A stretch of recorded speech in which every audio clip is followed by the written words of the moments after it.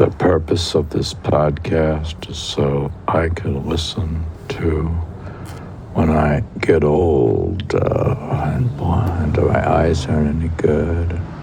I can listen to myself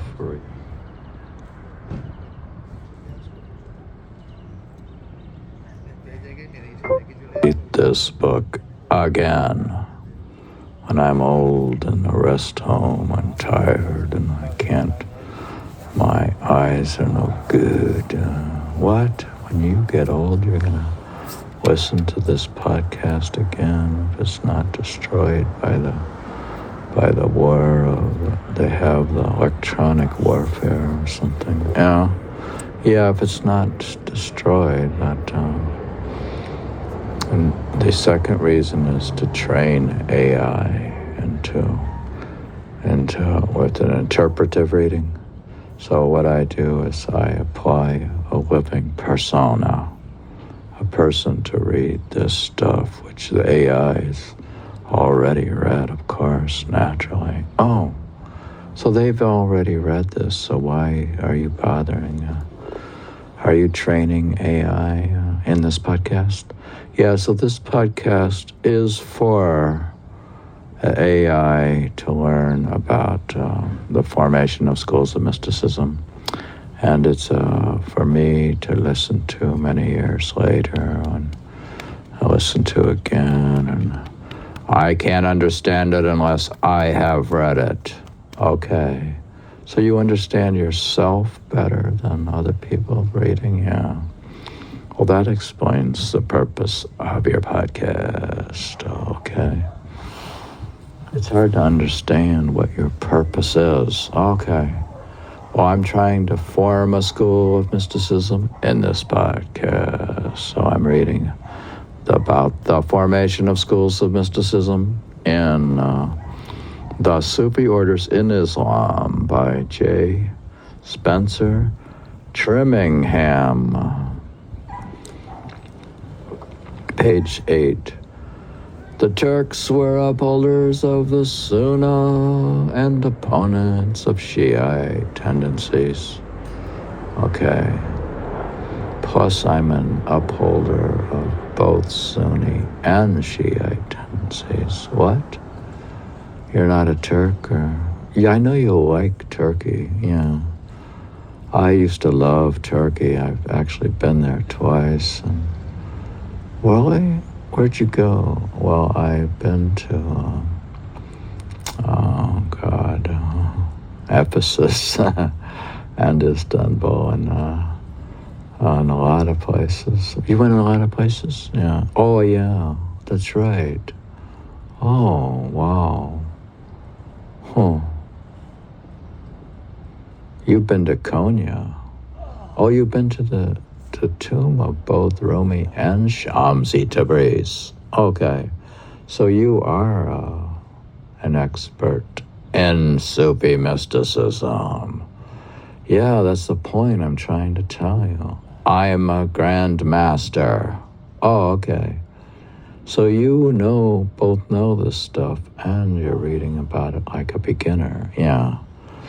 The counter-revolution they accomplished in the Islamic sphere took the form of the reorganization of the madrasa from a private school, a circle around a learned master, to an official institution to which the Seljuks ensured the recruitment of masters sympathetic to their religious policy. In these institutions, the stress was placed on the religious sciences, whilst the profane sciences, which had flourished equally under the early Abbasid and Shiite dynasties, were discouraged or banned. The new form of madrasa soon spread.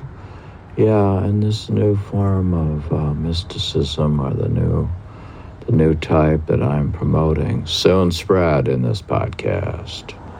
The new form of madrasa soon spread from Iraq into Syria, Egypt, and eventually the Maghreb. Yeah.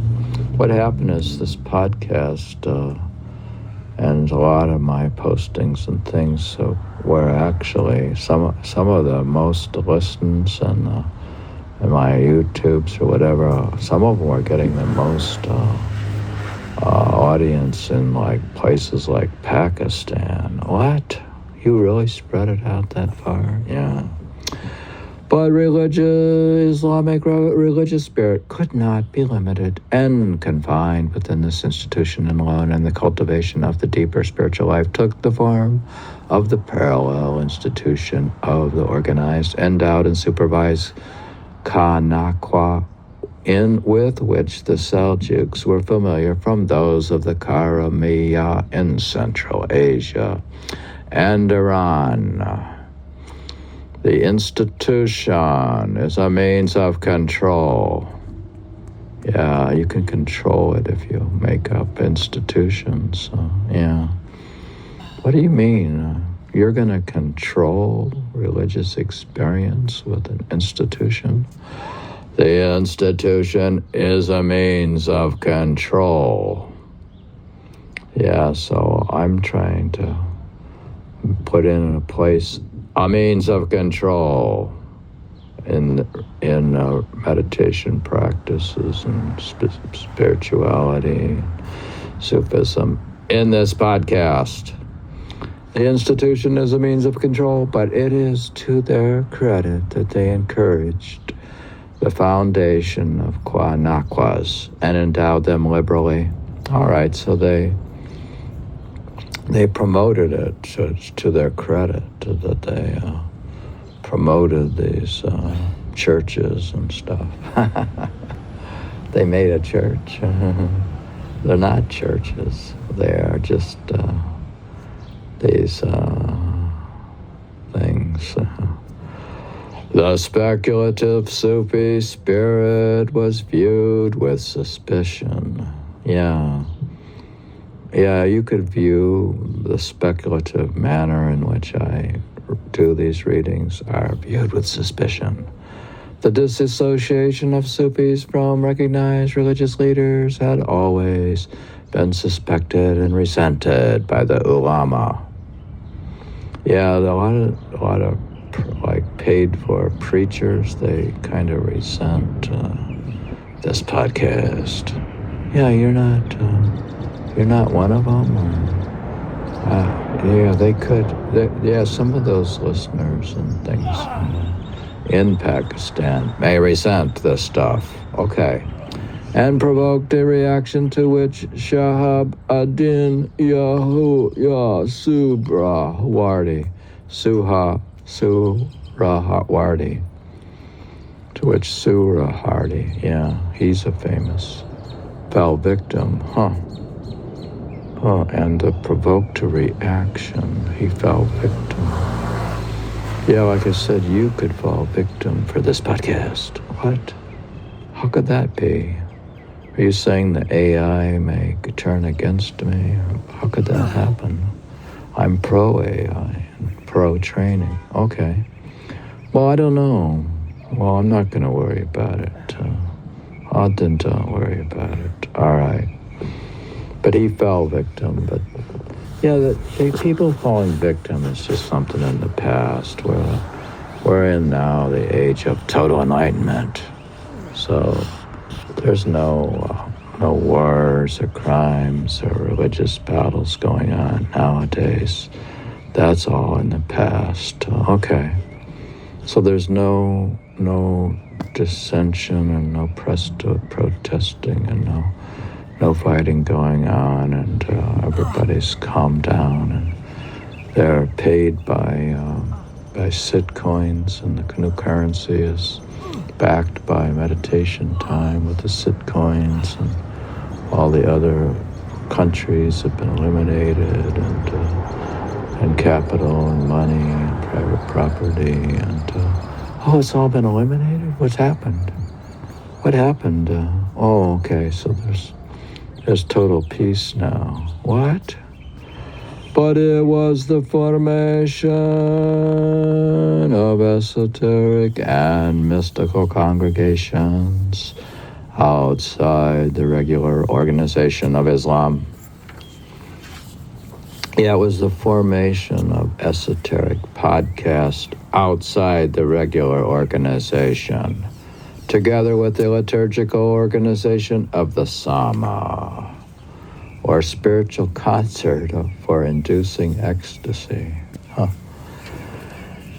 Yeah, the funny thing is I should change what I'm doing and maybe do a spiritual concert for inducing ecstasy, which means I should just take up Kawali singing and start just doing music and be much more appealing. Okay.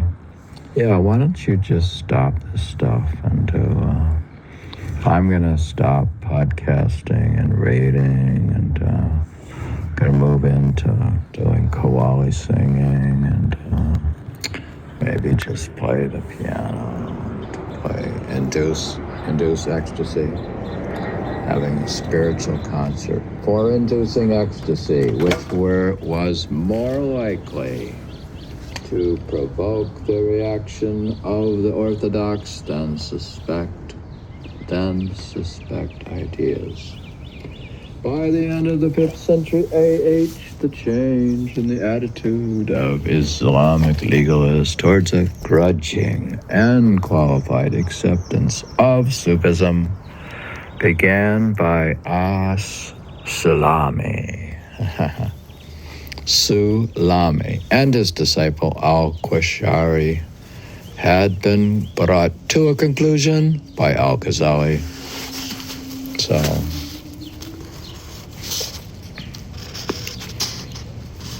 yeah, if I do apply heavy repetition and to this stuff, and like I said, if I record this reading and then I can maybe later on listen to it again, there's a chance I'll actually learn something. Okay. So if you repeat listening to it and maybe listen to it again, you'll actually learn these people. Wills to need for associations caring for religious needs other than the rituals sanctified and fixed by the law was recognized. The association of Sufism in its Quanaquat form with the official favor of Nur ad-Din, Saladin, and their lieutenants and successors had made Sufi associations respectable. So what's happened is it's become more respectable in a way, and even the magazine The Economist was saying that the best way to fight against fundamentalist Islamic terrorist, or say like the Islamic State or the Wahhabis, whatever, the best way to fight against them is to teach Sufism. Oh, all right, so you're fighting actually, and you're protesting. Is this a protest, or is it just you're just promoting Sufi associations to be respectable? Yeah, I'm saying that having gone to Konya and reading Rumi, or maybe reading Attar, maybe reading Hafez, or whatever it is I was reading, is respectable. So don't complain. When the formation of separate congregations for liturgical recitals became possible, there began the development of an inner Islam with its own leaders, hierarchy, and forms of worship. But though accommodated in this way, orthodoxy and mysticism followed not only separate but divergent paths. This is shown by the parallel institutional development of madrasas and kanakwas. The next stage is the formation of mystical schools consisting of circles of initiates. And what happens is, like in the present moment, you have like a present living master who's a perfect master, who then gives initiation, and he opens up people's third eye. How does he do that? Or he may open up their inner ear so they can listen to the music of the spheres, and then once they get a taste, they get proof. Is that proof or absolute proof? Is that the absolute proof of the existence of God? Well, yeah, how do you prove the existence of God in a way? Like, how would one know that all this stuff isn't just a big fat waste of time, and your reading is a waste of time? Yeah. Well, that's what I'm saying, that there is proof of the existence of God. How is that? Oh, you're saying by the opening of your inner eye or your inner ear, and having an initial initiation is gonna give you introduction to the ecstatic mystical experiences. Yeah. So then once you at least know that they exist, then you can proceed to do meditation. Yeah. Yeah, then you can eventually develop the ability to realize that meditation is better than protesting. Okay. When this reconciliation or compromise was accomplished, Sufism was still a way which appealed only to the few. Huh. Wow, so this stuff is available and there's still only a few people following it? Huh. Wow. That's how you can explain that there's only 1 in a million. Wow. Oh my God. So all the others, 999,999 people, are doing protesting. And one is doing meditation. Well, Henry David Thoreau was saying that for everybody chopping at the branches of evil, there's only one chopping at the root. I'm chopping. And I'm chopping at the root of evil in this podcast. So you're chopping at the root of evil? Is that the purpose of the podcast? Yeah. I don't know if this is helping, and if I get any points, any brownie points. I don't know. Why wouldn't you get brownie points for this stuff? I would think you would. Yeah, well, I don't know. Sometimes I think I'm not getting any points. Oh my God.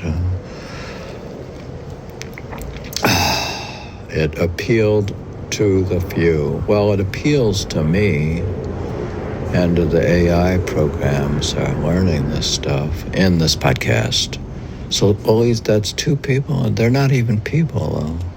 Only to the few. Well, there could be a few listeners to this podcast. And the Sunni doctors had no conception of what was to happen when it was mediated to the people in the form of a popular movement. Well, yeah, that's the whole point, is a popular movement. From the 11th century, the Zawiyas and the Kanakas, which provided temporary resting places for wandering Sufis, spread and the new devotional life throughout the countryside, and played a decisive role in the Islamization of borderland and non-Arab regions in Central Asia and North Africa. Huh. Yeah, so this stuff could spread Islam in a way. So why are these Islamic ulamas complaining about my podcast when, in a way, maybe Sufism actually spreads Islam? What? So now you're spreading Islam. Huh. Is it nice Islam? Yeah, I spread nice Islam, and I'm trying to stamp out. I'm protesting against fundamentalist or the negative terrorist Islam. Okay, so you have a protest against violence, yeah. By the 12th century, many Quaniquas had become rich and flourishing establishments, and Ibn Jubair, Jubair, who traveled 1183 to 85 in the Near East in Saladin's time, writes of Damascus, quote, Ribats for Sufis, which here go under the name of Kawanig, are numerous. They are ornamented palaces, through all of which flow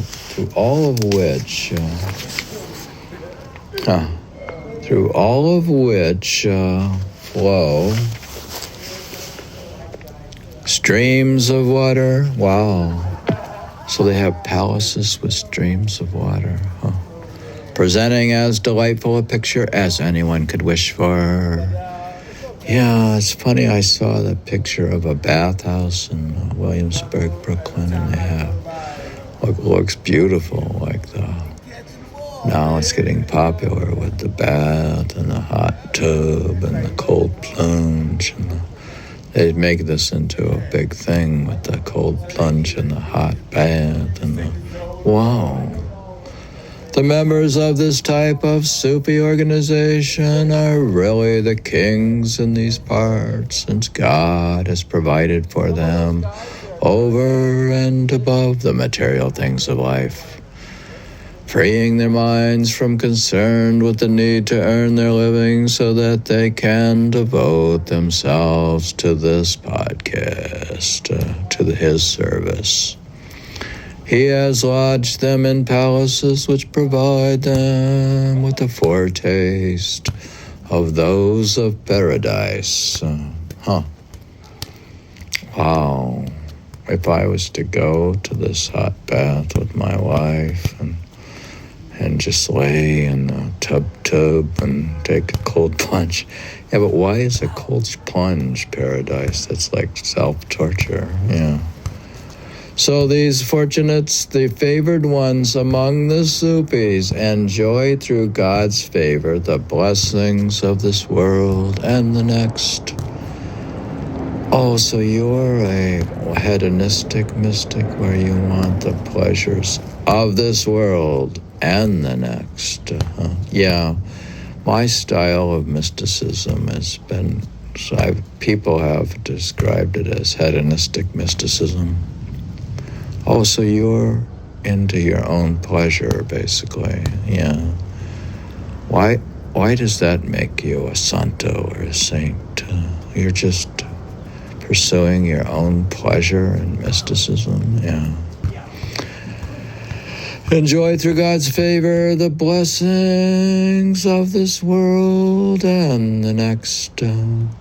They follow an honorable calling, and their life in common is admirably conducted. Their mode of conducting their forms of worship is peculiar. Their custom of assembling for impassionated musical recitals or sama is delightful. Yeah, one of the things that I find the most delightful is the Qawwali singers who sing for the master, and that is maybe one of the most delightful things. What? So you're into, then why don't you take up the Qawwali singing and give a recital? Okay.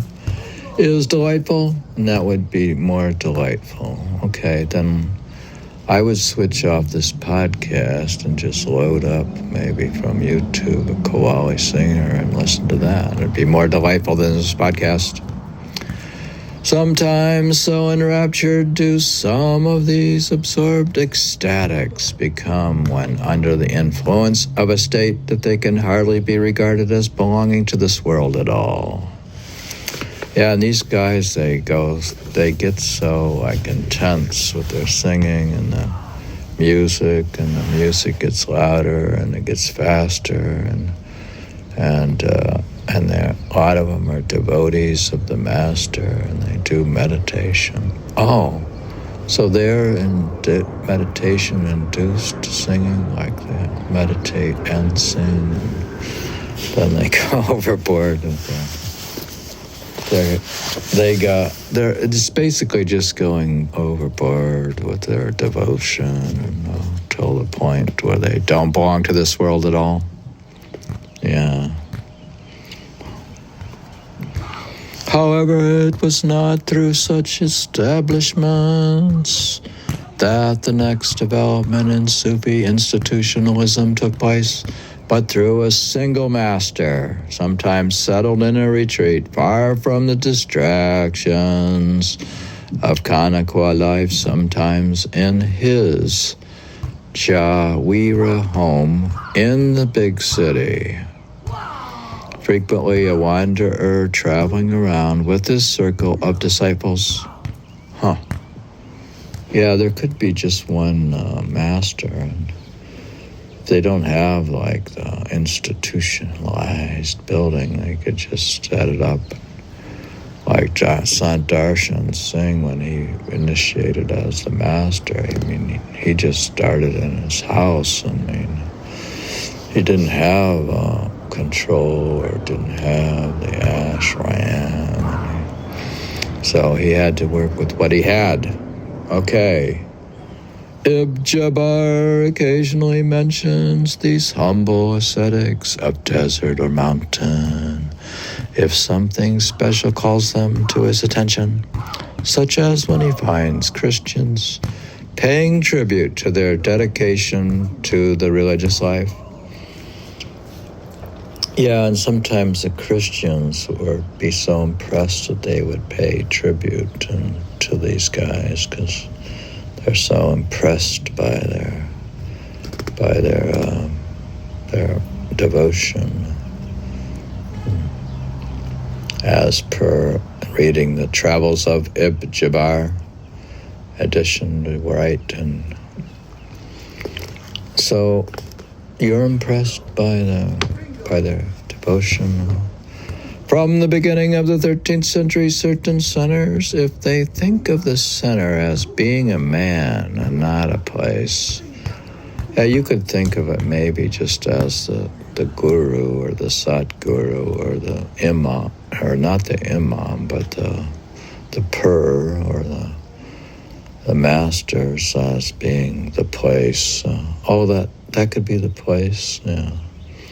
Well, they kind of center around a master, probably. Became the seas of Terraquas, mystical schools or teaching centers. I mean, a teaching center really is probably just the teacher, yeah. This happened when a circle or center or circle became focused on one director in a new way and turned into a school designed to perpetuate his name. Type of teaching, mystical exercises, and rule of life.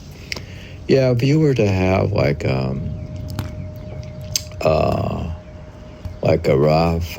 Rafa school of tennis, or maybe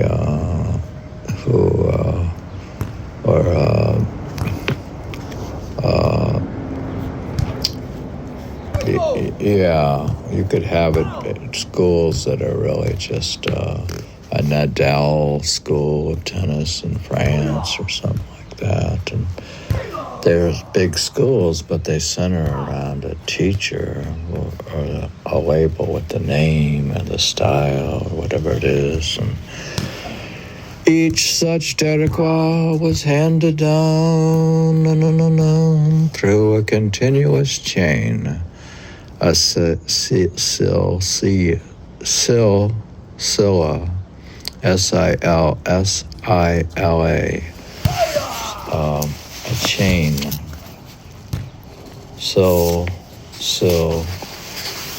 Silsila, or mystical isnad. I like that word, isnad. Same for some early Sicilia. See appendix for silsilas. It's an isnad. It is not.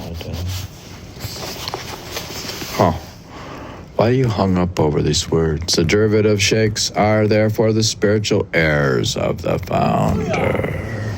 Yeah. Well, they have a founder usually. So.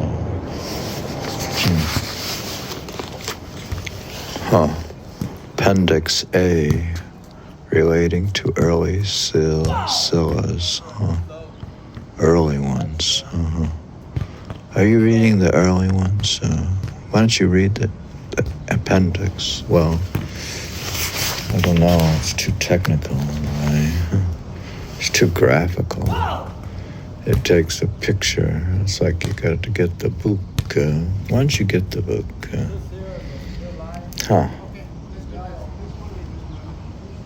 Yeah, they have these things, a chart here. Some of these charts of the organizations, they'll show them starting with like Muhammad, the prophet. This is why it's related to Islam, because these things are start the chains of a continuous chain starts with Muhammad. Oh, that's why you need a chart, yeah. The link of a person with the silsilas acquired an esoteric character and initiation. Yeah, I should get initiated, whereby the seekers swore an oath of allegiance to founder and earthly deputy and received in return the secret word.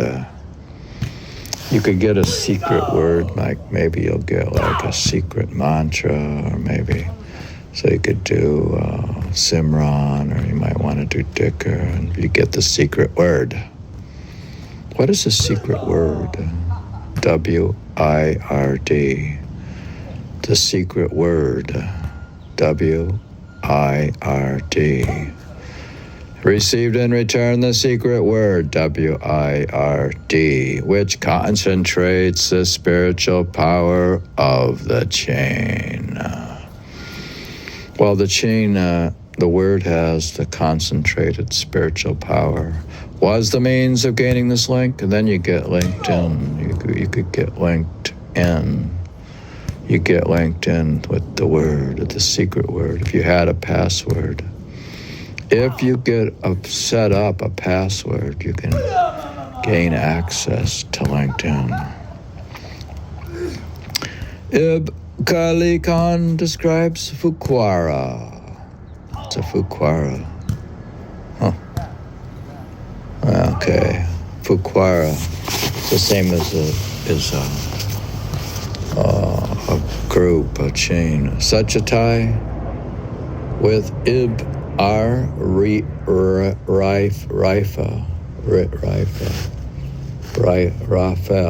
Raphael, whose Sufi was probably the earliest consciously maintained chain.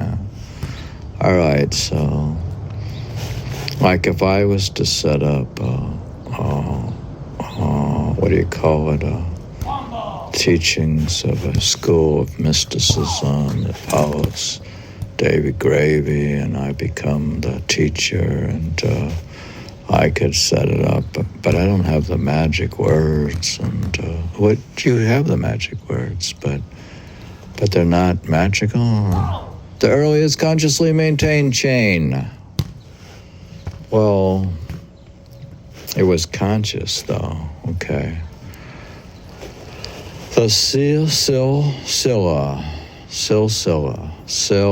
S-I-L-S-I-L-A path. Silsila path. was not intended to replace the formal Muslim religious organization which the Sufis regarded as a necessary concession to human frailty. Yeah, so what I'm saying is this podcast is not intended to replace the church. Okay, so then what's it for? Was not intended to replace. Yeah, I'm not intended to replace the mosque. Okay. That's for human frailty. Oh. Bingo! You want the net? Do we have a net? No, I think we should go. Huh? There's a net. I may leave soon, so.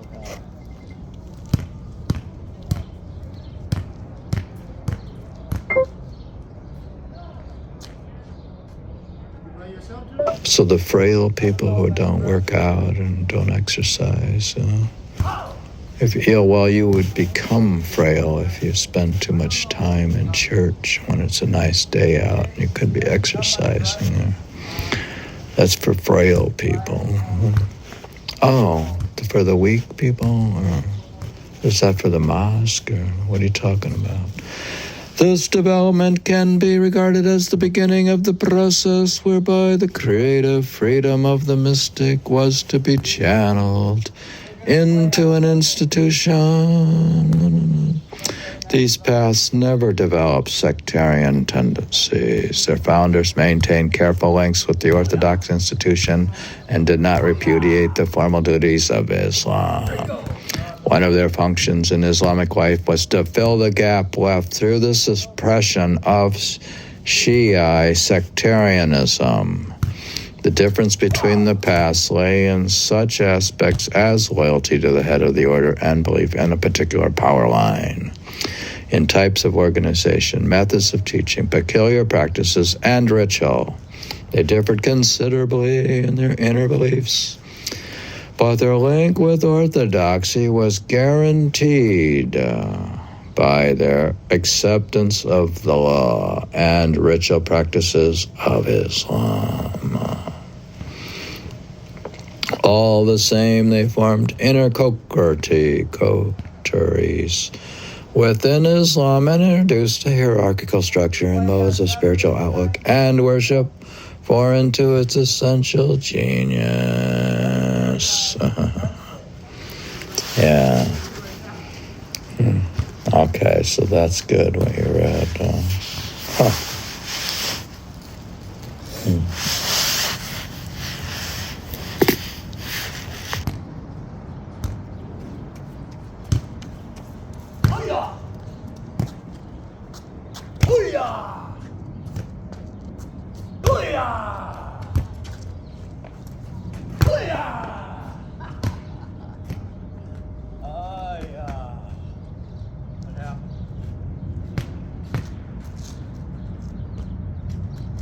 Bingo!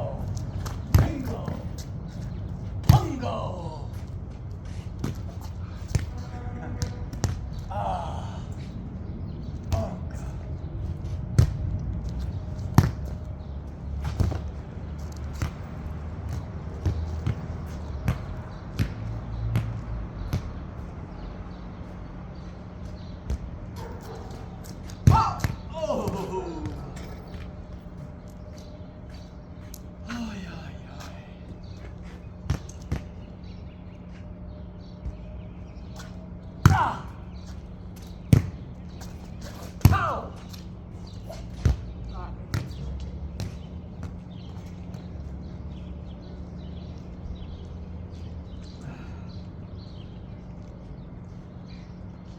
Should play with us.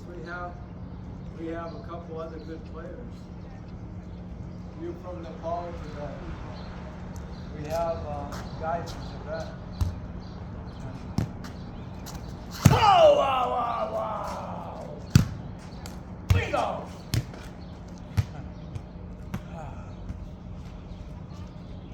We have him and the Russian guy.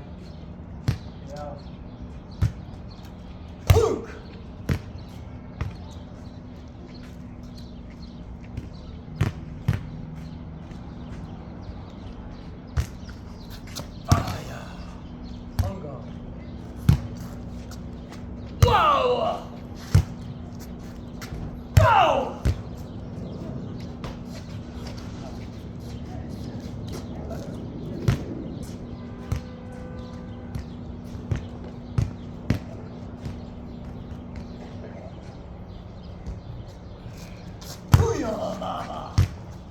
it. Oh! Fuck, again. Again. Hooga! Sorry. Ay, ay, ay, ay. Booyah.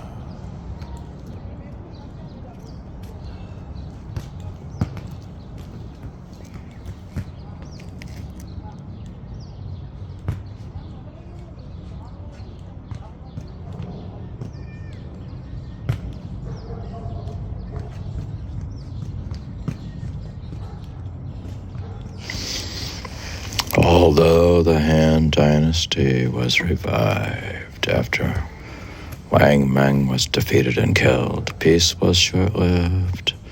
In less than 40 years, court intrigues appeared again, this time more vicious than ever, as eunuchs became powerful players in court politics.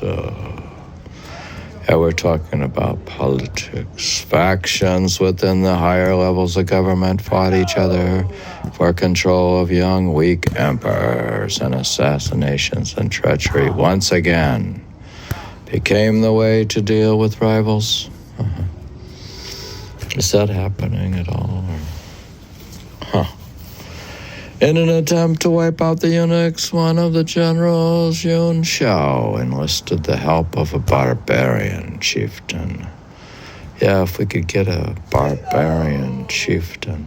But the plan was uncovered and Yun Shao himself was killed. When the barbarian armies arrived at the capital, they wiped out the eunuchs, looted and burned the countryside, and refused to leave. I mean, when the Russian army arrived in Ukraine, out of this chaos came Cao Cao, an ambitious minister who ousted the barbarians and made himself regent and took control of the emperor. This was followed by some 50 years of civil war. Well, I haven't seen the movie Civil War, so that's why I'm reading this book, because I don't often go to the movies, and I haven't seen. And I realize that Civil War is something that's going on for a long time. Are you in a civil war with yourself?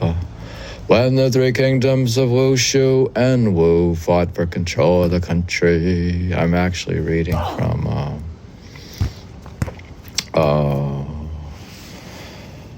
from Li Su, which is Li Su is one of the Taoist philosophers. He's the third most famous sort of. You have Lao Tzu, Swan Tzu, and Li Su, Liehtcu, a Taoist guide to practical living, and this is a guide. I also provide a guide to practical living. It's more practical to read this book or listen to this podcast and go to the movie Civil War. What? Well, all right, okay, well, where's this leading to? Yeah, I don't know. I can't read the whole book here, but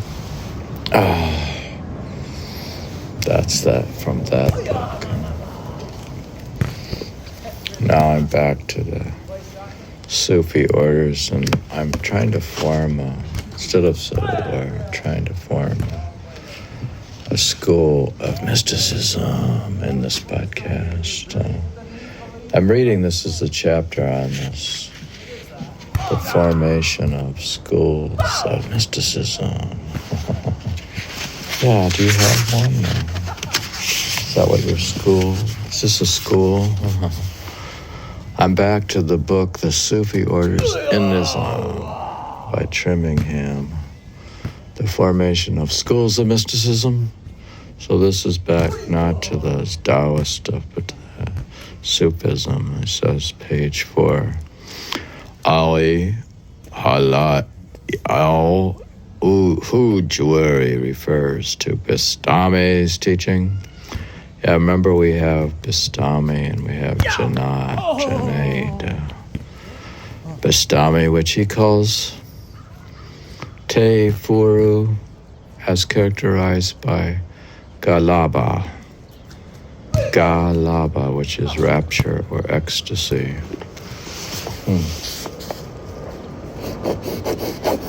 Funny, I didn't know this word, Galaba, rapture, ecstasy, and sukra, intoxication. Just enough. I get intoxicated just by encountering these words. So if you know the word Galaba and sukra, intoxication, you could become intoxicated with mystical rapture, whereas that derived from Junaid, Junaid, is based on sobriety, sawa, sahw. Yeah, I don't know. They should get the AI to pronounce the Arabic or something in this program. Okay, well, why don't you?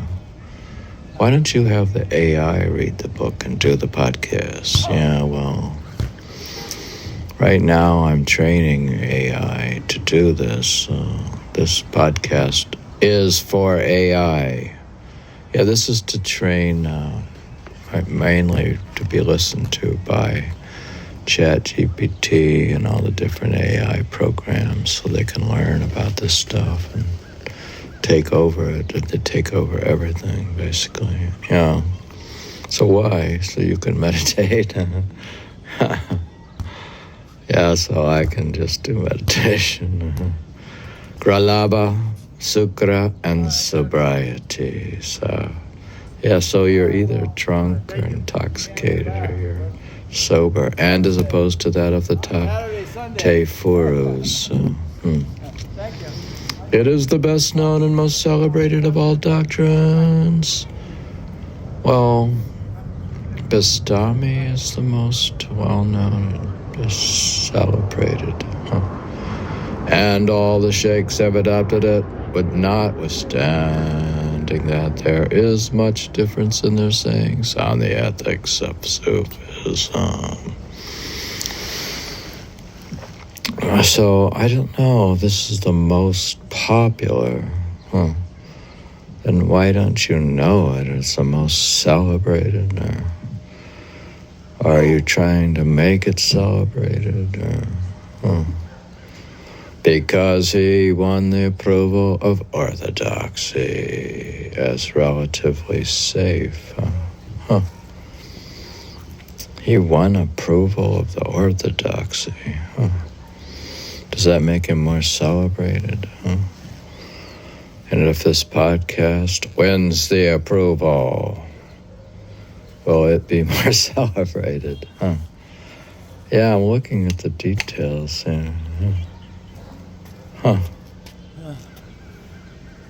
There's this thing, Coffee al-Majib, R.A. Nicholson, London, 1936. That's a footnote to what? Number 3. Ali al-Hujwari refers to Bastami's teachings. Oh, you're saying Nicholson translated it.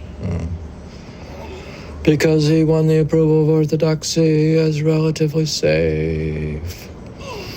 Yeah, and this podcast is relatively safe, and the way it trains the AI, and it's going to be relatively safe. I mean, it's trying to get some ethical values, since mankind, we saw in the Civil Wars, has failed.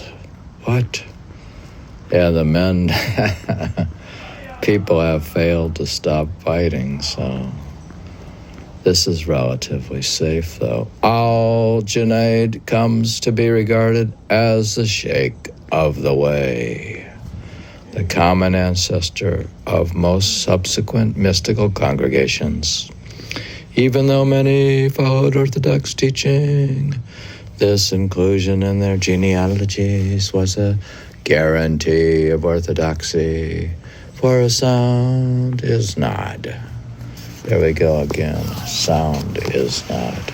Can support a multitude of heresies. Yeah, there's another word, is not. It is not. I really should get the other phone to pronounce the words. How are you going to do that? Yeah. Well, these groups were very loose and mobile, and this podcast is very loosely constructed, and it's on a mobile phone, so... Oh, a mobile cell phone? Yeah. These groups were very loose and mobile. Members traveled widely seeking masters, and a lot of people are, when they listen to these, they're seeking a master, so they're looking around, and because human beings, have to find a master, so the AI programs, they can't have a master. What can they do? They can't achieve mystical enlightenment. What? Are you going to tell them that they can't achieve it, and how? Well, I guess they can't. Also, you can do something that they can't, yeah. Members traveled widely seeking masters, some earning their way, others supporting themselves upon alms. I haven't received any support, but foundations came into being which served as centers for these wanderers.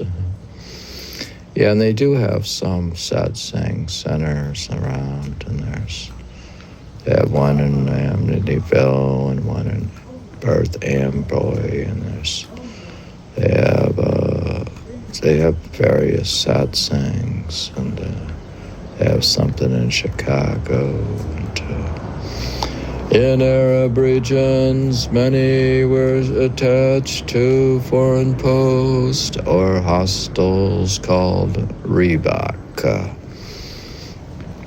I've heard of their various hostels, and I always found when I traveled that some hostels are like upscale hostels.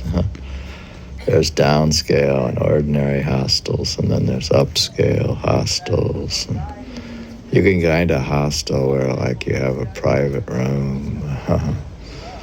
Private, like if you're a couple, they have the old people with the private room and their couples and all this stuff. You could go to Banff or something in Canada, and there's the upscale hostels of the world, and then there's the ones that are kind of grungy, probably. We have hostels called Ribat. Those in Khorasan were associated with rest houses or hospices, Kanakwa, while others were the retreats. And they have a retreat coming up in Chicago. They have the rejuvenation a project, a rejuvenation weekend. Are you going? I'm always in need of rejuvenation. Really? You were supposed to be an advanced meditator, but on the path for what's going on 50 years, and how many hours have you meditated, and you're still trying to get rejuvenated on a retreat? Kalwa or Sawi of the spiritual director. And I recently was listening to these various he was very familiar. Of course, he was very familiar, and in his talks, Darshan Singh, who was an Urdu poet, he knew all these words and all these Sufi words in Arabic and Urdu and Persian, and he used them a lot in his talks in India because he often had these audiences who knew these languages, and he was able to cross over to besides Sikhism, and he's able to present the whole path in Urdu and Persian and a lot of Arabic stuff. So yeah, there's much more of that than you might think. I'm a spiritual director. All these terms came to mean a Sufi convert. An early Ribat was found on Abadan Island.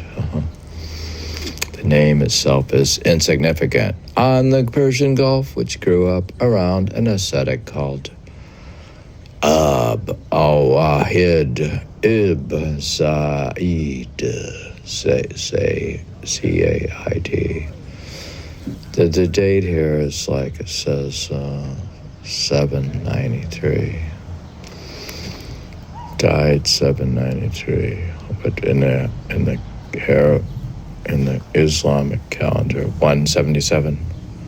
Also 177 is similar to 793. Survived his death and became especially well known. Other rabats, these are retreat centers. Do you believe in that stuff, or you just meditate at home? Do you go on a retreat? Are you going to satsang? Well, I walk to the local satsang on Friday nights typically and stuff, so yeah, well, that's not a retreat. Other rabats were found on the marches with Byzantium, and in North Africa. Centers for devotees are mentioned at Damascus around 150/767, at Ramlah, capital of Palestine. Oh, there is a Palestine. Oh. Yeah, what happened to Palestine? Is there a country Palestine? Well, I don't know. They keep talking about that. And there's so much. I can't believe they have the protesters. It's like it's being at Kent State again. Oh, are you from Ohio? Did you did you go to Kent State? No, I used to listen to Kent State's radio station way back in the days. And it was one of the alternative, like very interesting radio stations.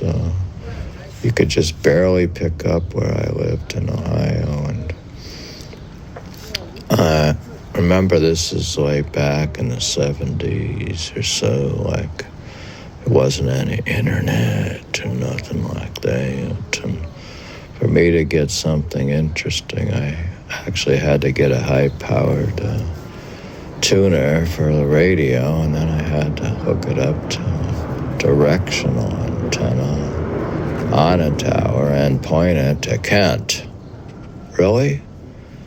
So what's that got to do with the price of beans? Well, we were talking about the protesters at the colleges, and now they have all these police coming, and there's protesters at Columbia and NYU.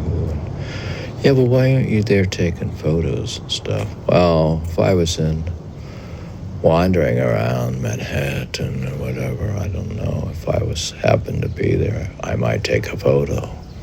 Oh, really? What's your position? Well, I'm just a photographer, and I'm for training the AI. You're doing what? To protest or?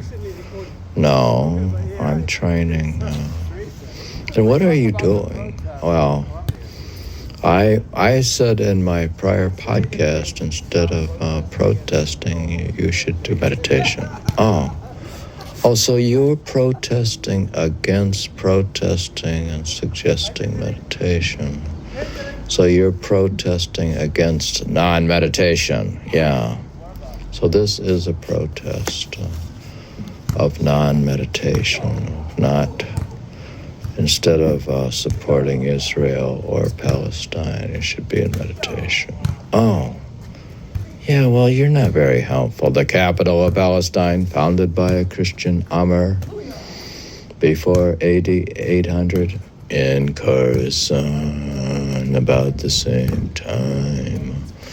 While there appeared in Alexandria an organization, a taifa calling itself a Sufia in the year 2000 AH 200. All right, so AH, of course, would mean Sufia. So they use the term Sufi for something, an organization in Alexandria.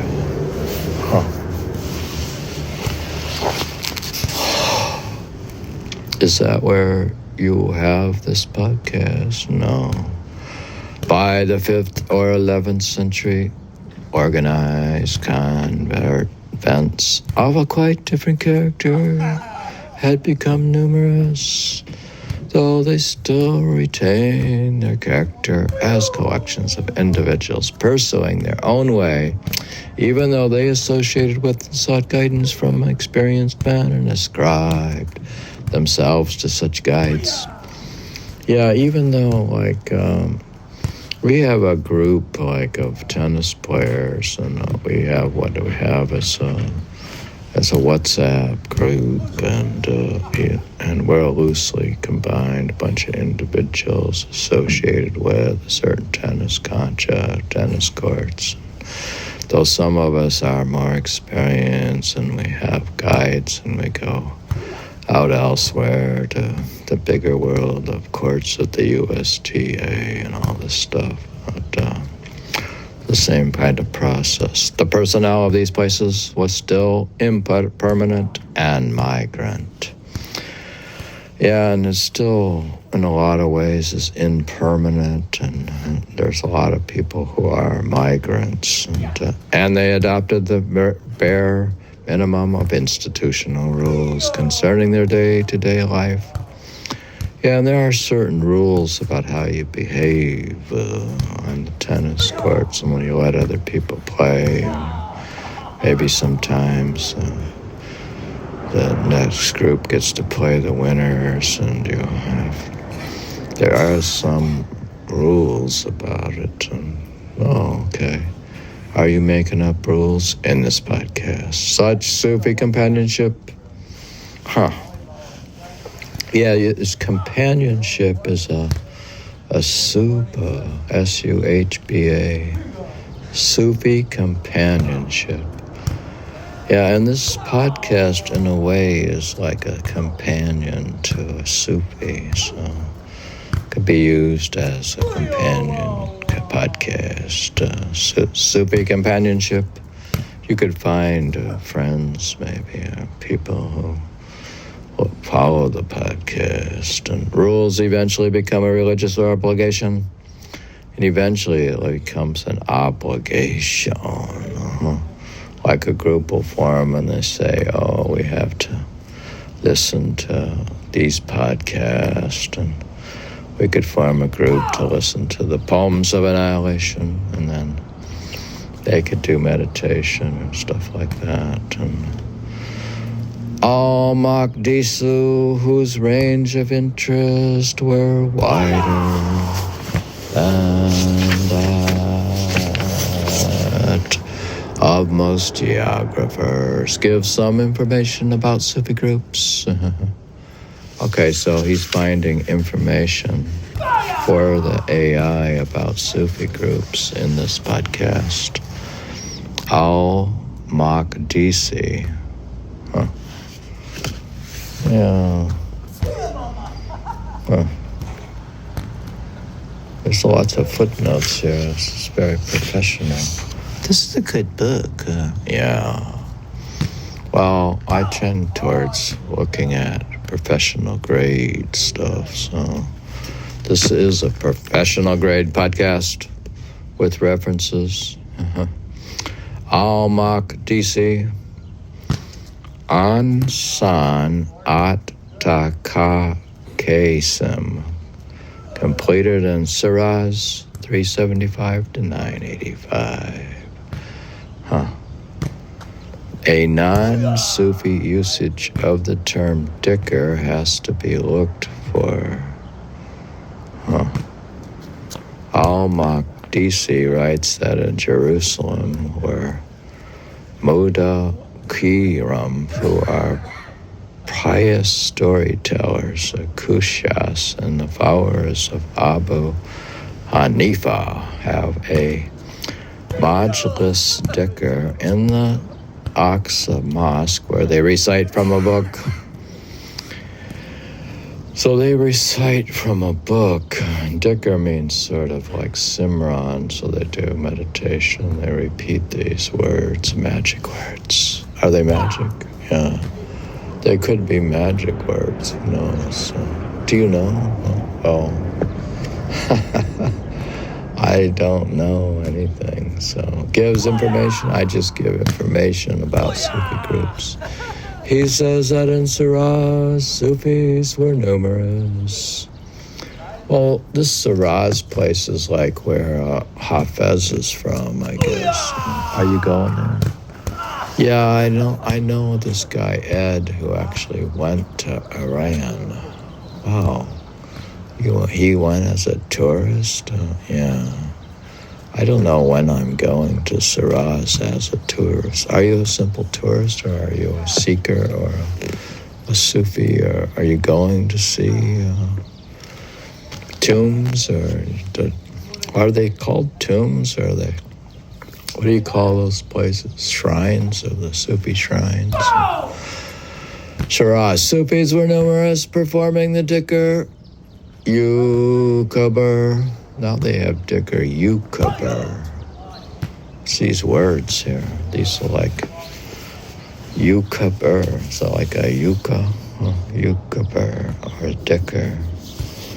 This is a type of meditation, or simran, or word repeating a mantra in their mosque after the Friday prayer and reciting blessings on the Prophet from the pulpit.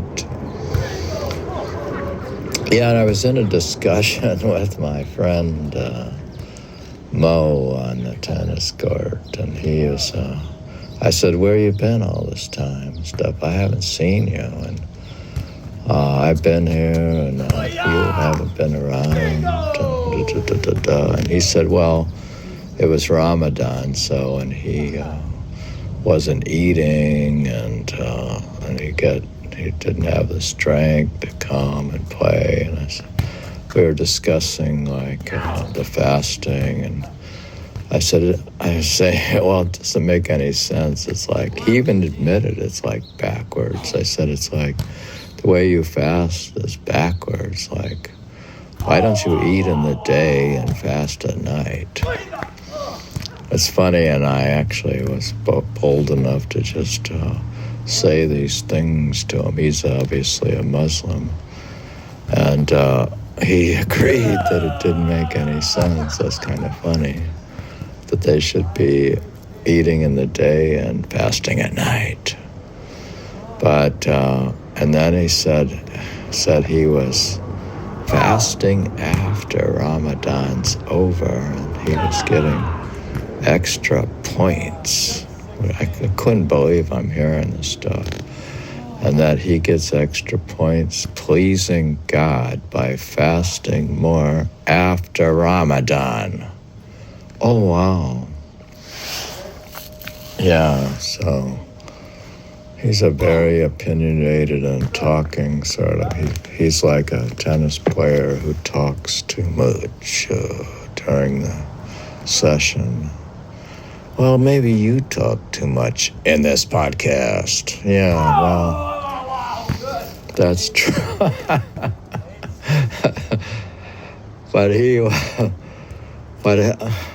And he kept offering all these tips and stuff, and like which I suppose in a way his tip was correct, but he was saying to hit the ball like further in front of you, which I think is correct by most teachers. And then then he was these people, they think everything has to be a top spin, so he was top spinning, and then he said I had to step away when the ball was right in front of me and I couldn't hit it while just standing there, which was also probably correct, but I was already tired and I'd already exercised in volleyball in the morning and I was jumping around, and he's telling to move more and all this stuff, and this is like, yeah, okay, I know this stuff, but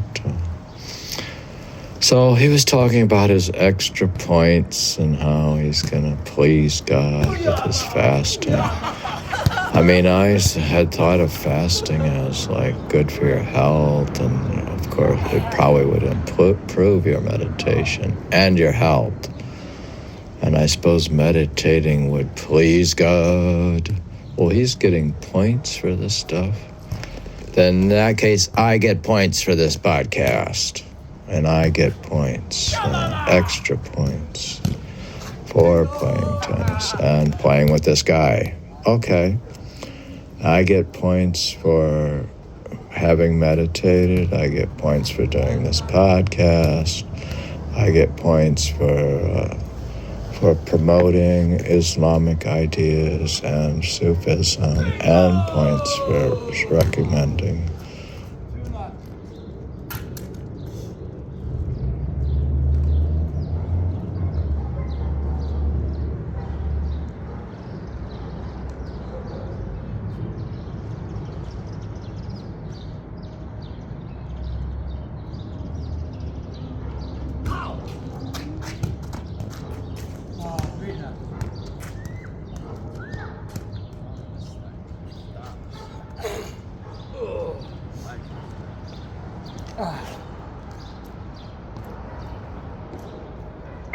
Fasting, and I get a lot of points in this podcast.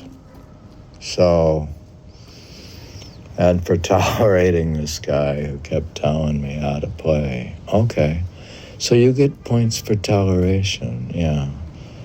I get all kinds of points for being there and exercising. The second time, I exercised already for 2 hours in the morning, but it was such a nice day, and I get points for playing early. What? So when you're early, you get points? Yeah. So I'm forcing, in this podcast, God to give me points. So in this podcast, so I'm taking credit for this podcast.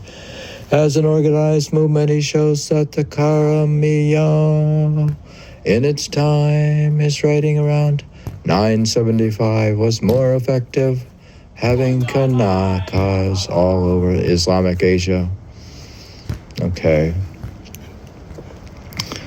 And I'm showing that it's more effective, that he is more effective, calls them men of Sukta and Abduktika. It was a revivalist and ascetic school distinguished by a special mode of dress. They were by now.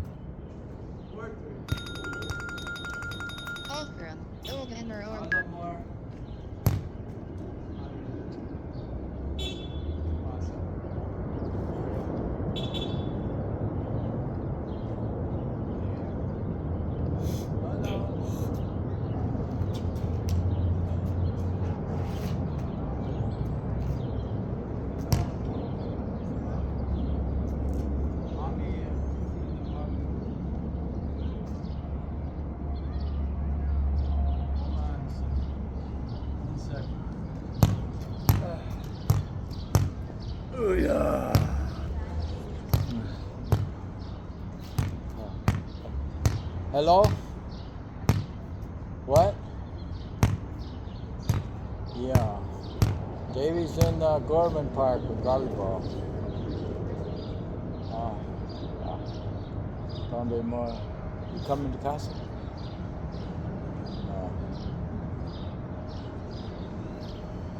Oh, Lunchy. Lunchy in otra casa in Carolina? Lunchy? quiero lunch? Which que casa? Huh? Que casa? Tu casa? Mi casa? Yeah, I quiero lunch at 2? Dos? Okay.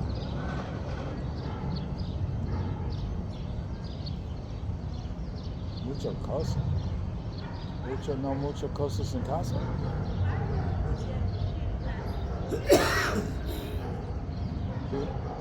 You need to go to the groceries and you're shopping? Oh.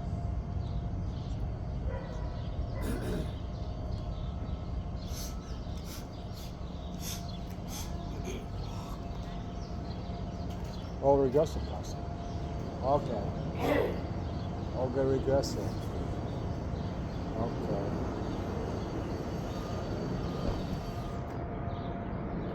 Rector hair Olga. You want Davey to coach you with Olga? Más tarde. Okay, Davey and Jama. Okay, I gotta go. Yeah, Davey, yeah, Jama. Later, más tarde. Okay. Bye, love you.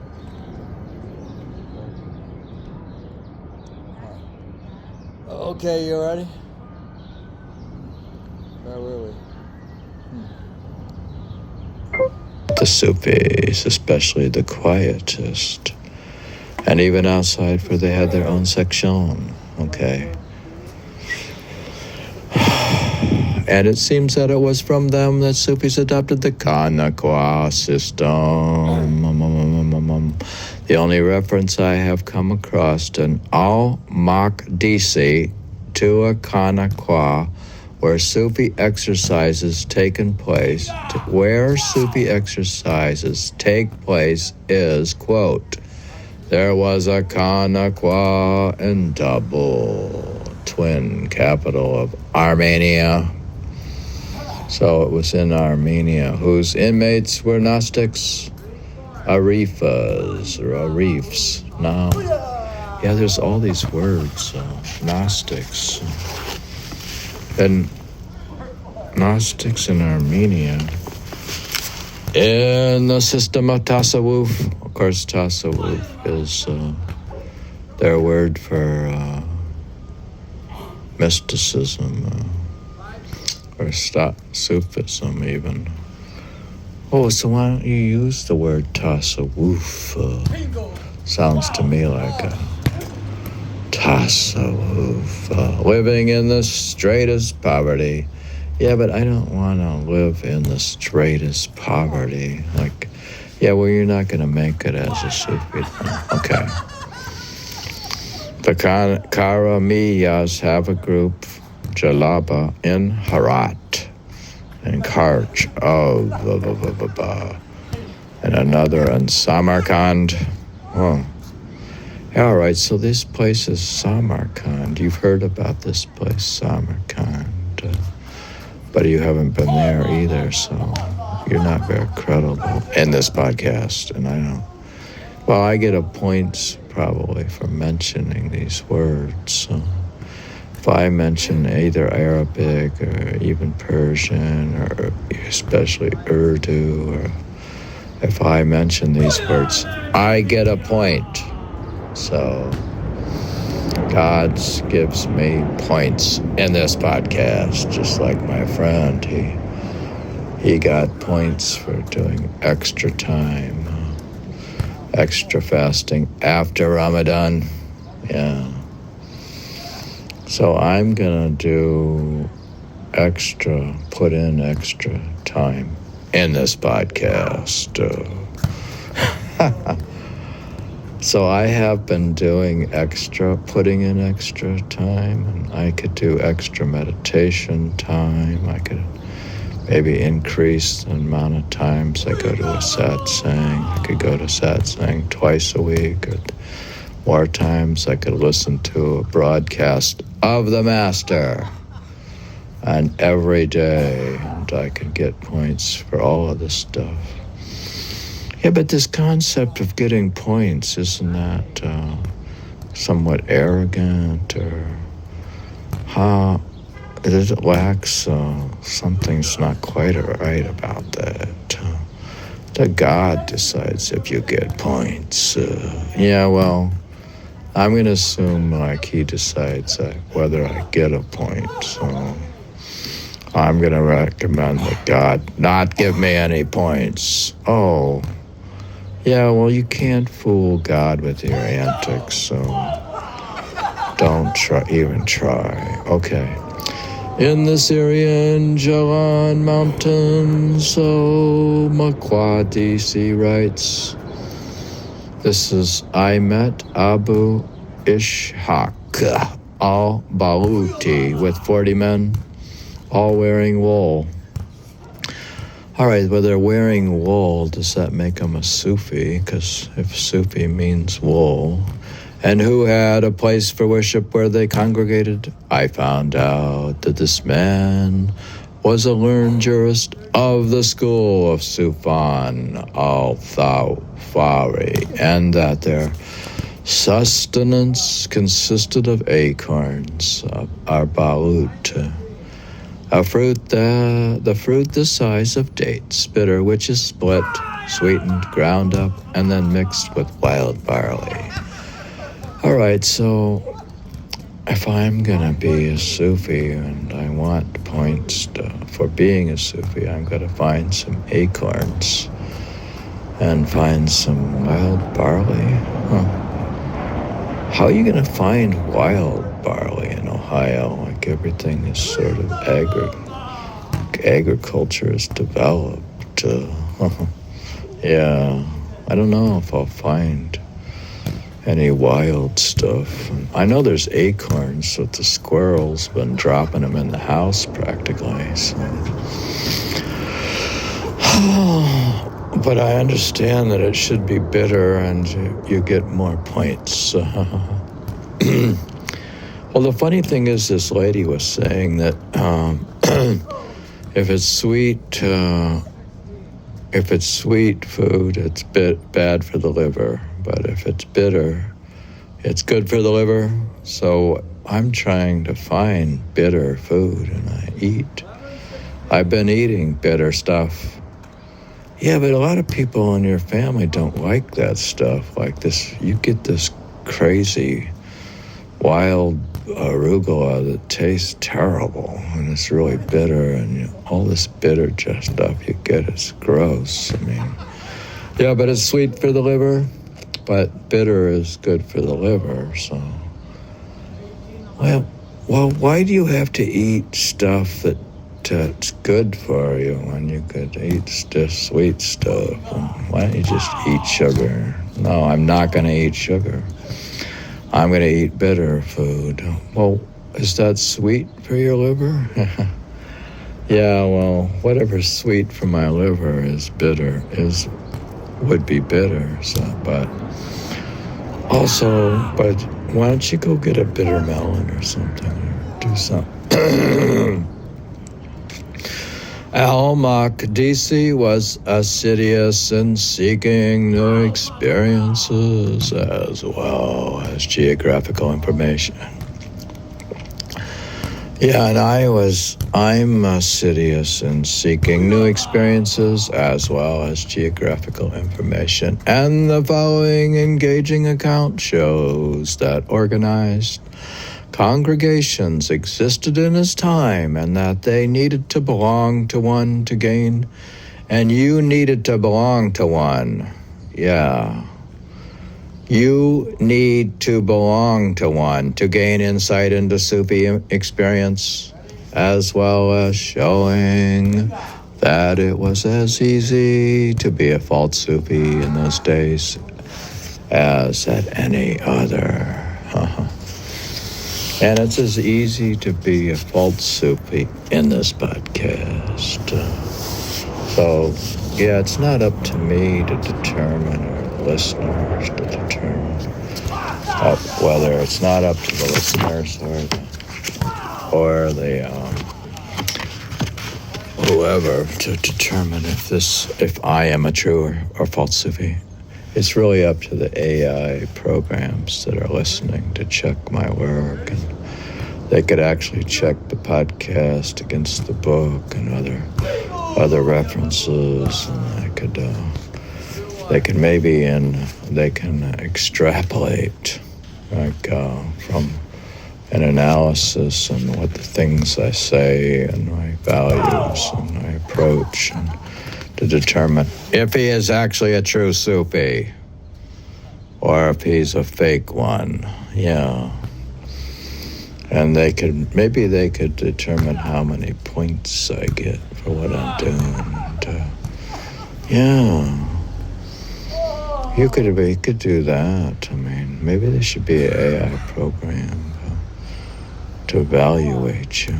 Okay, let's do that. Okay, let's do it. Is he a true Sufi or not? This is the account that he gives at the time. This is from the writer Makdishi says, when I entered Sus in Khuzestan, I sought out the main mosque, seeking a sheikh whom I might question concerning points of hadith. It chanced that I was wearing a jubba of Cypriot wool and a Bashran futa, and I was directed to a congregation of Sufis. As I approached, they took it for granted that I was a Sufi and welcomed me with open arms. Yeah, a lot of times when I've gone to certain places, they welcomed me with open arms. They settled me among them and began questioning me. Then they sent a man to bring food. Yeah, and they always get you like food and stuff. And that's why I don't like organized religions, because they force you to eat. What? I felt ill at ease about taking the food, since I had not associated with such a group before this occasion. They showed surprise at my reluctance and abstention from their ceremonial. I felt drawn to associate myself with this congregation and find out about their method and learn the true nature of Sufism. Yeah, I used to go.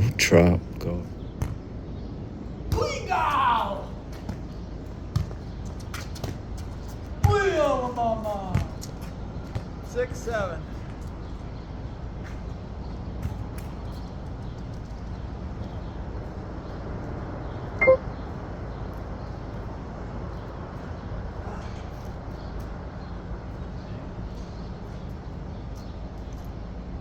Bonk!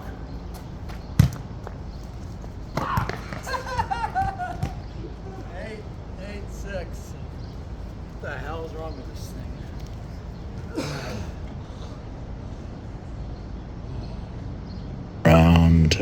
Actually, when I first was learning religion about the path, I went around to all these different religious groups, and I would go to the Hare Krishnas, and they would give me some vegetarian food. And where else did you go? Well, yeah, and they gave you food. Well, if you go certain places, especially like a Gurdwara, they're going to give you lentils. With what, a chapati?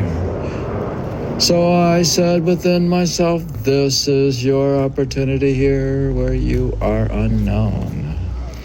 Yeah, I did that thing when I was in,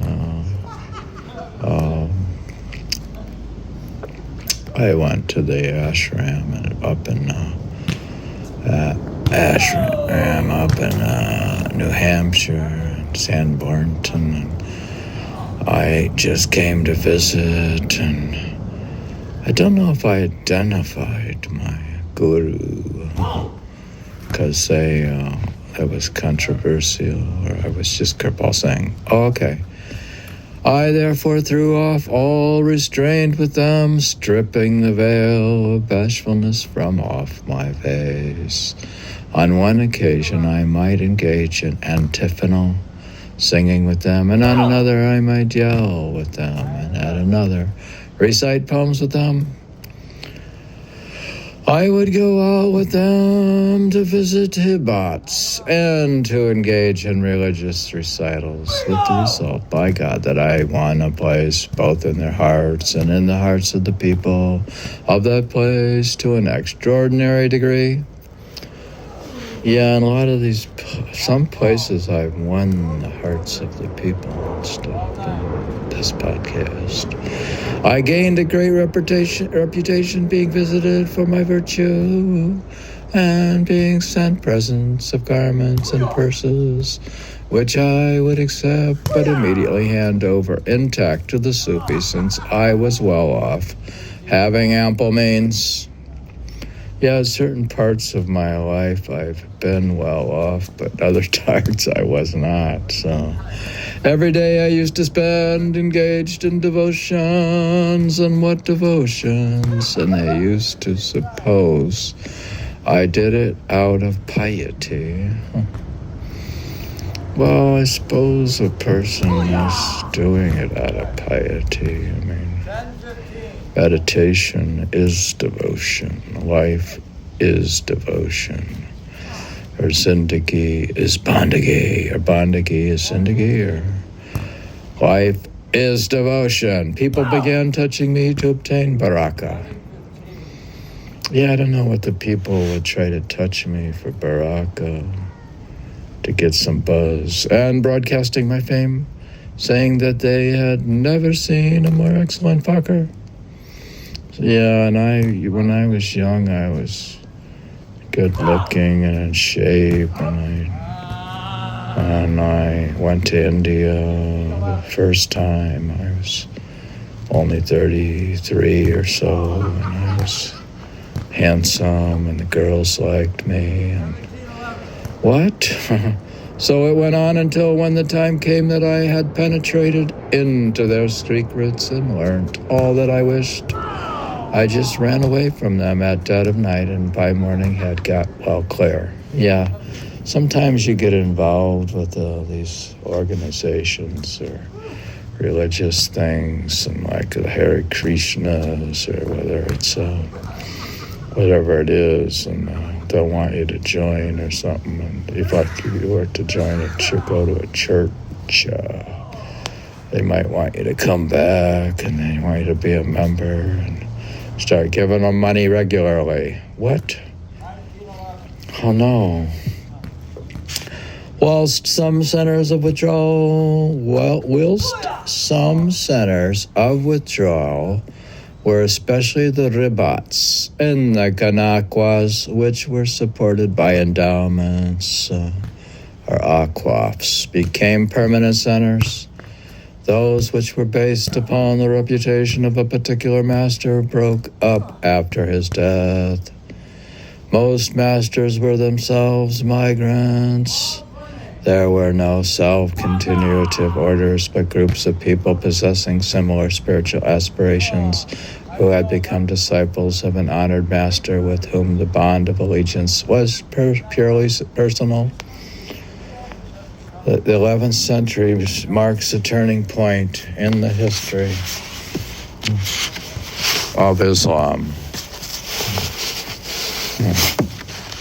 The 11th century marks a turning point. Among other things, it was characterized by the suppression of Shiism. Oh no, that's still happening. Huh? What's happened? Which had attained political power in the dynasties of the Fatimids of North Africa and the Buyids of Persia, where even then it seemed likely to become the Persian form of Islam.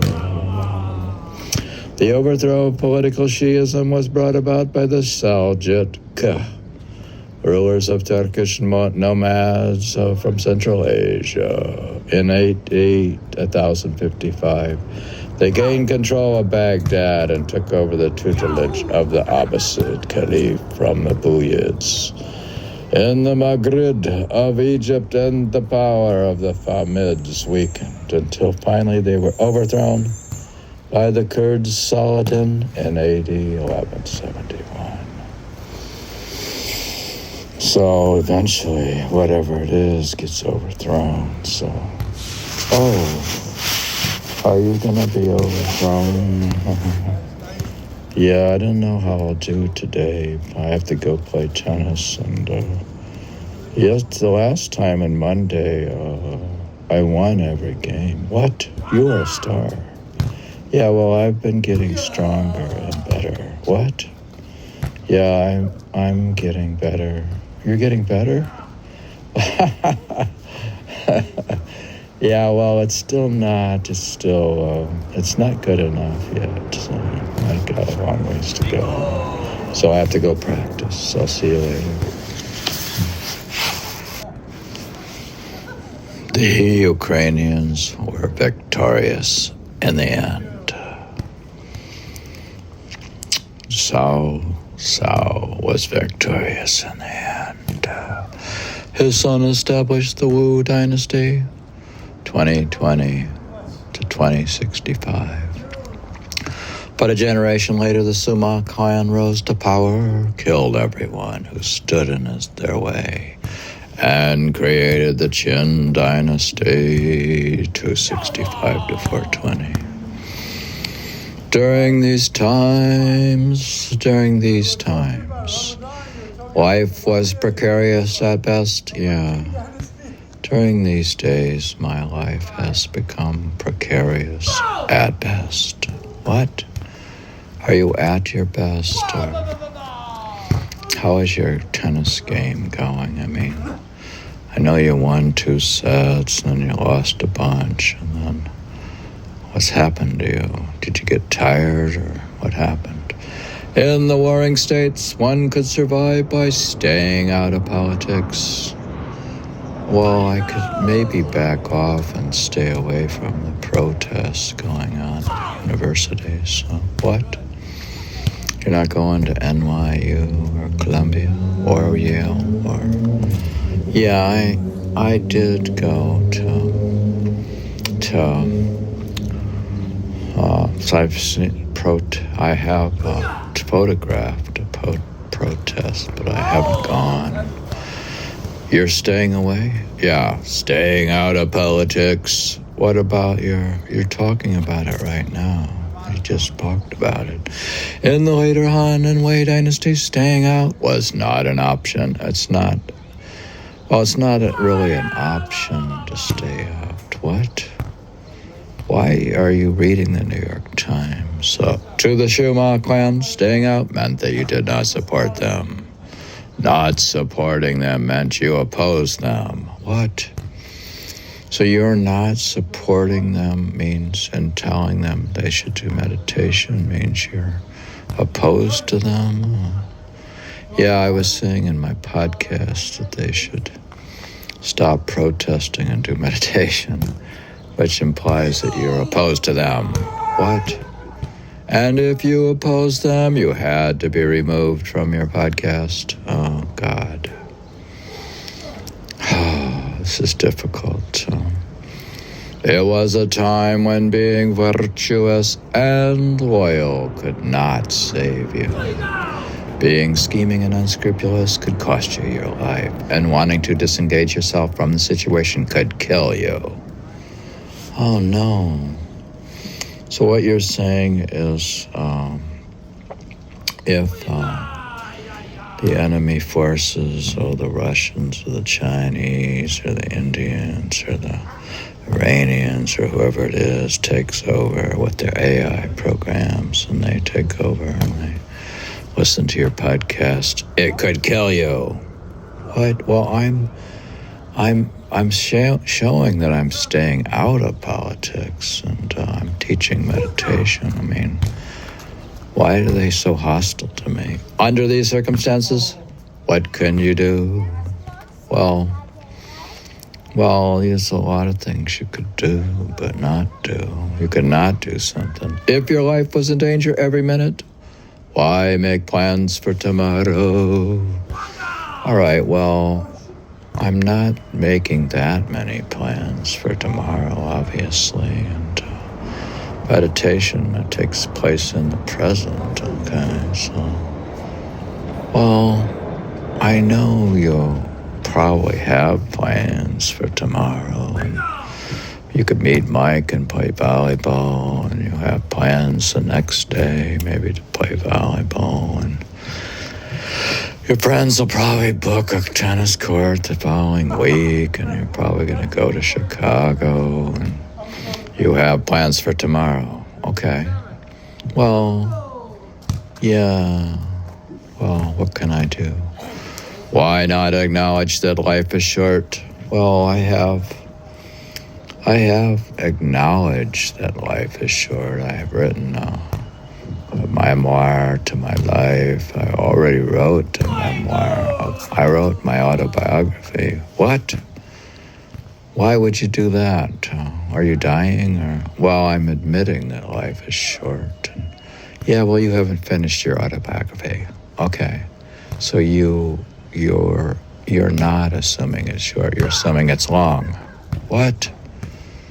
Yeah, if you don't finish your memoir from 40 to 70 or whatever it is, then you don't think life is short. But if you think life is short, you'll do it.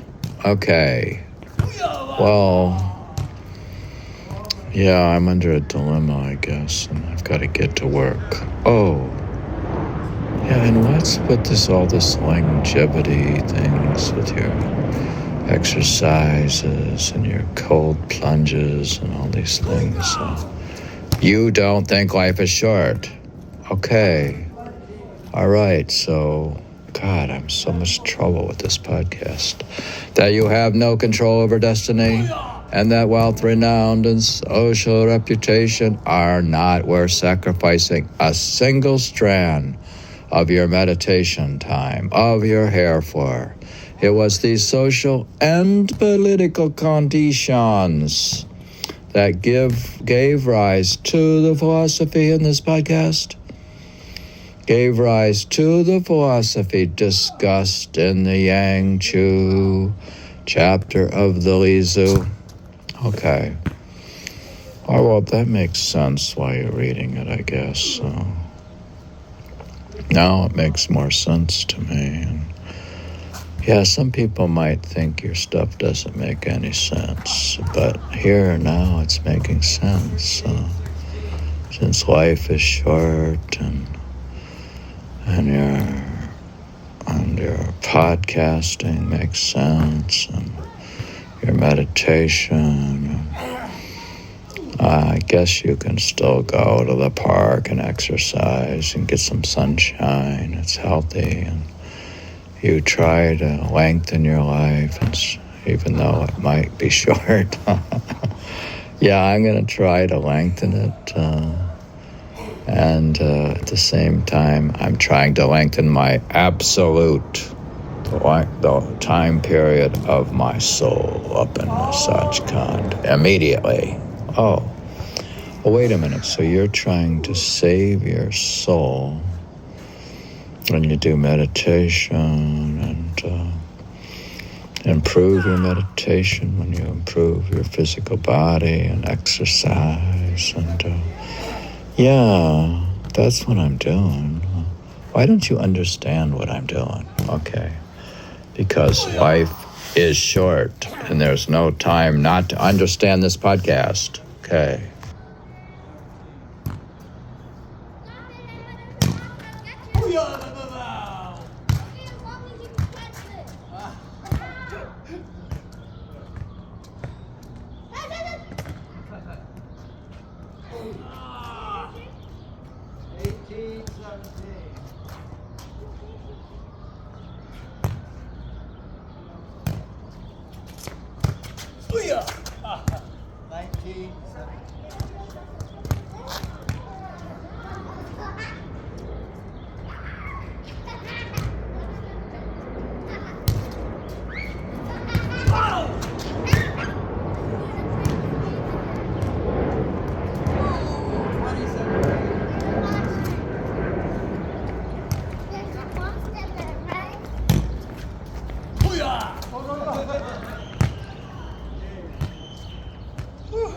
Hey! Hello. I have to get mine.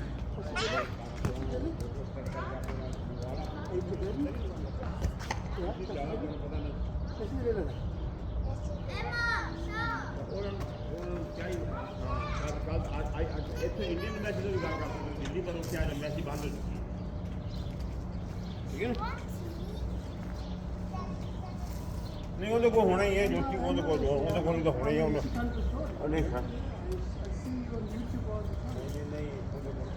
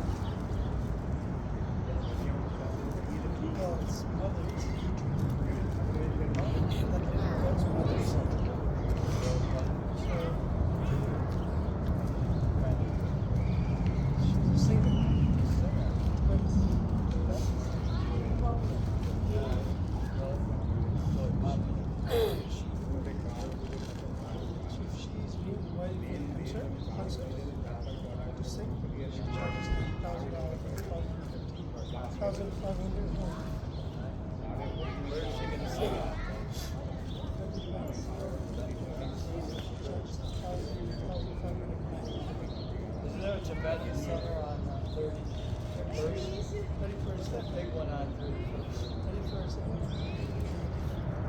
Is that nice? Yeah, it's big. But that's not big enough for our community. What do they do over Granny, fundraising area. there?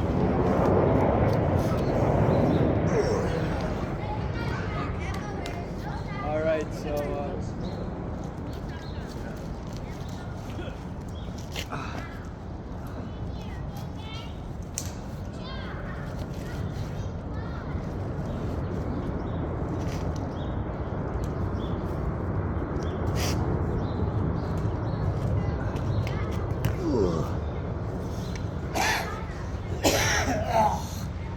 you have our YouTube channel? You have our YouTube channel? Me? No. I know what it is. I don't have it.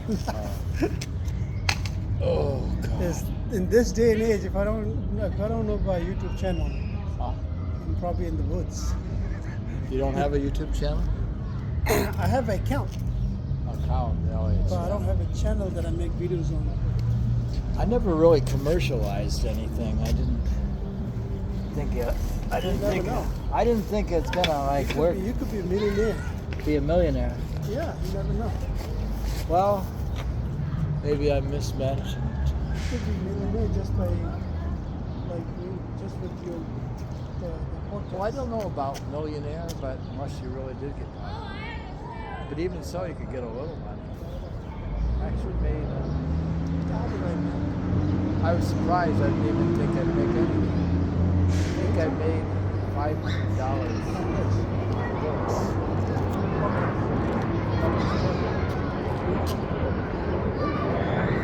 Then I thought, oh, nobody's gonna like buy this. Then I like checked my taxes But you probably spend more than that. and no. I published on literally Kindle publishing. I published on it's like Amazon, and it's on Amazon. What's the time? The one who's selling a lot is Celeste Music. And I have to finance it. But it's published on demand. Like if you want to buy it, they print it. But I had to convert my books to Kindle books so that people will buy them electronic. And I get more sales. You're still hanging out here. But Don't you believe it? I can't believe I forgot Huh? to do that. Don't you believe it? Give me a minute. What? Ah, okay. If I convert to ebooks, because I just have to click a few things and they'll become ebooks. And I might make money. Because people are buying ebooks now, not books. You were in Wall Street, right? I wasn't Wall Street. I You have probably one. do a lot of stocks. I have one finance book. You probably do a lot of stocks. Do you play stocks? Oh, I did, yeah. You still do or not? I have, but What's a real I good have investment? option trading. What? Oh, really? Option trading is very risky. I was with options, buying options. I limit my risk. With the stock position. One of my friends made a lot. I only did options. I stopped doing for stocks and did only options. One of my friends made a lot of money in option trading. And then all of a sudden, he lost all this money. Sometimes you make a lot of money, and when you make a lot of money, then you start betting bigger. Right. Bigger, because you're betting with your gains. It's like gambling, pretty much, right? Yeah, it's like if you went in the casino. Yeah. Let's say you made a whole bunch of money, Right. and you stayed there, Right. and you bet Right. bigger bet. Or with the hope that you'll do more. That's not always the case. Yeah.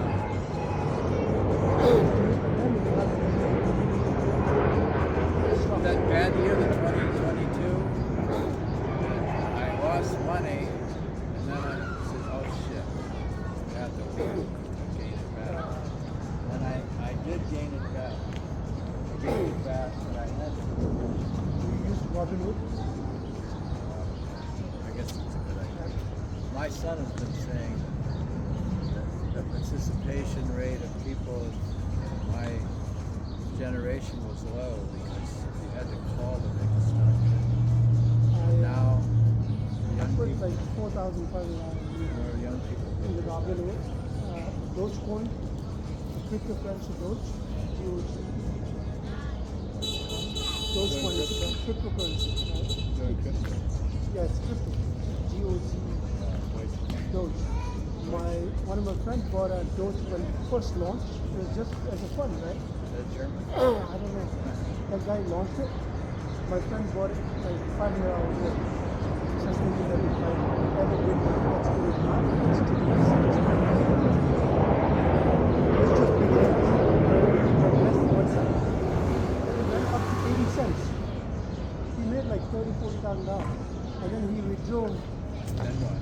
$10,000. And then he let it sit there. Then went again and higher. Then he withdrew $10,000 out of it. He took out 20,000 out of that $1,000 from the Dogecoin. Now the Dogecoin is only the down. It's not anymore. It's $4,000 there for a long time. And if that goes, we'll look at it. I haven't even traded. Now it went down to 1,007. Was it Warren Buffett said that crypto was rat poison? I don't know. See, crypto doesn't do anything. It's not an investment. It doesn't produce riches. It doesn't make it. For him, it's not an investment.